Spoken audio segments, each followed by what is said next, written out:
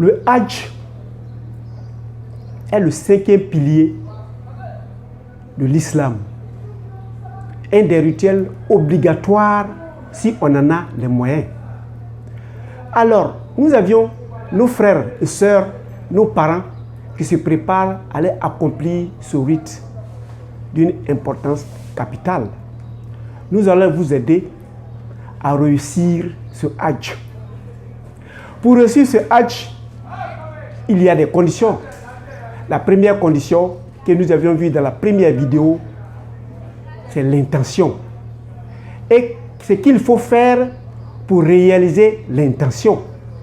Aujourd'hui, nous allons voir les premières actions à poser que lorsque nous commençons à le faire, on est sûr qu'on est sur la droite ligne de la réussite à 100%.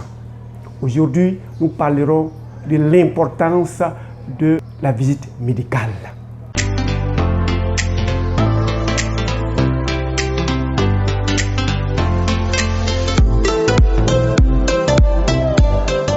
Bienvenue à Objectif Santé, votre chaîne de bien-être qui vous permet de connaître l'ensemble des maladies courantes, les modes de contamination, le protocole thérapeutique naturel et surtout, vous allez avoir les astuces qui vous permettront de réussir votre Hajj à 100%. Je suis moi, Docteur Nature. Je vous fais découvrir les professions de la santé qui vous permettraient de rester en parfaite santé, d'aller faire votre Hajj tel que vous souhaitez et de revenir avec ce trophée, ce qui est de réussir ce que vous aviez prévu de faire quand vous serez sur la Terre Sainte. Aujourd'hui, nous allons nous aider à faire en sorte d'avoir l'aptitude médicale et d'être sûr que physiquement, nous sommes fin prêts. Alors, les aptitudes médicales, quelles sont les phases qui composent cette aptitude médicale? Il y en a 3. Premièrement, vous allez rencontrer le praticien agréé à vous écouter, à vous entendre. Messieurs, mesdames, les candidats au Hajj, messieurs les pèlerins, ils ne sont pas là pour vous récaler. Ils ne gagneront rien à vous récaler. Mais ils veulent être sûrs que vous êtes en pleine forme et que vous pourrez réussir les exercices à faire là-bas. Donc n'hésitez pas une seule seconde à leur dire les maladies que vous avez constatées. Ce n'est pas des charlatans. Ils ne pourront pas imaginer ce que vous vivez sans que vous le disiez. Mais pendant qu'ils vous ont, ils vont faire certains exercices. Ce qui est de connaître votre poids par rapport à votre taille. Est-ce que vous êtes trop maigre? En ce sens, il va vous faire des exercices pour avoir un peu plus de chair. Ou bien vous êtes trop gros, l'obésité est en train de faire. Quelle est l'attitude que tu dois avoir pour aller réussir cet exercice? Ou bien il va regarder ta tension artérielle en fonction de ton âge. Ou bien il va regarder le taux de sucre que tu as dans ton corps pour te permettre de réguler et régulariser ce qu'il va sentir ou il va avoir pendant cet exercice. Mais sachez, surtout sachez, qu'il n'est pas là pour vous récaler. Il va vous faire des exercices, il va vous faire des examens, il va rechercher les éléments qui pourraient entraver la bonne marche de vos exercices là-bas et qui pourront vous amener à ne pas faire certains rites que vous allez regretter. La deuxième chose à faire, c'est des examens paracliniques. Lui, il est un humain, il fait ses examens en fonction de sa sensibilité, il pose des questions, mais les appareils ne poseront pas de questions et ils vont aller rechercher ce qui ne va pas dans votre corps. Donc, on va vous demander de faire, par exemple, une glycémie. On vous demandera de faire une radio du poumon pour être sûr que votre poumon n'a pas de difficultés. Ils vous demanderont d'aller faire des examens de reins, voir si les reins, ça fonctionne bien. Donc, ils vont vous donner une batterie d'examens à faire qui n'est pas pour vous faire dépenser. Et soyez patient, surtout tolérant, parce qu'il est en train de rechercher est-ce qu'il n'y a pas des états d'hygiène à partir de ce que vous lui aurez dit. Il va aller en ce sens-là. S'il ne trouve rien, tant mieux. Mais s'il trouve quelque chose, il ne fera que vous dire allez-y payer ces médicaments qui vont couvrir les 4 semaines que vous allez faire pendant le Hajj. Allez-y payer ces médicaments qui vont empêcher le mal que lui a détecté de vous emmerder pour réaliser votre Hajj.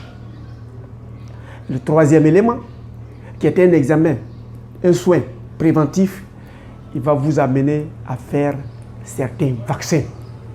Les vaccins ne sont pas des médicaments, mais les vaccins permettent à développer en vous, les policiers, les gendarmes, les douaniers, votre système de défense, de se réveiller en fonction des maladies qu'on a déjà étudiées, qui pourraient se retrouver dans l'autre continent, dans l'autre pays qui est la Mecque. Quand vous allez faire ces examens, ces vaccins, ça va vous protéger des maladies que vous n'avez pas chez vous, mais qui existent chez eux.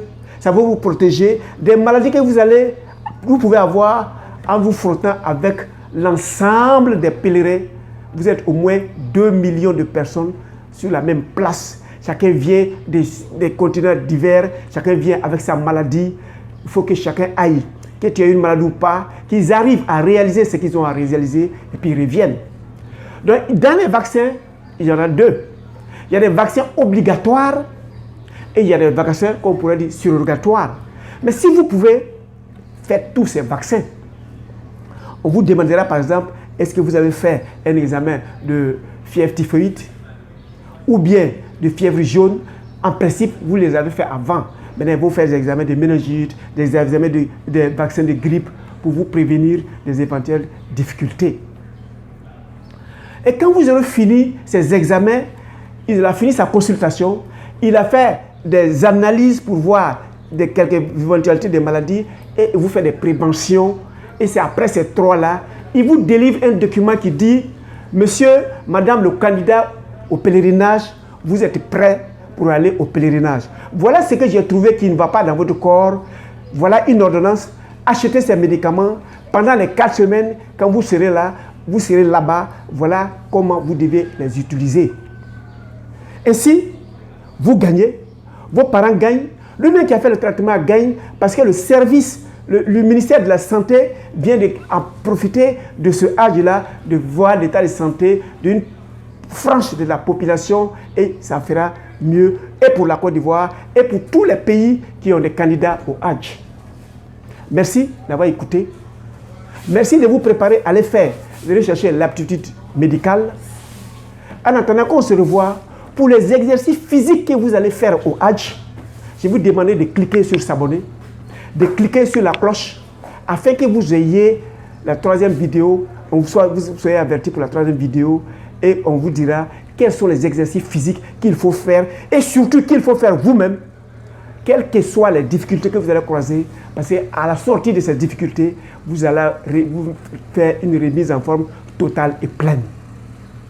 Merci aussi d'avoir cliqué sur j'aime pour m'encourager et de commenter afin que je puisse parfaire ma méthode de travailler pour que vous soyez heureux des vidéos et surtout pour ceux qui ont des préoccupations, vous allez les signifier dans ma ligne WhatsApp et puis je vais vous répondre avec beaucoup de joie. En attendant qu'on se voit pour l'exercice physique qui ne sont que des remises en forme pour la 3e vidéo, je vous souhaite excellent Hajj et portez-vous bien.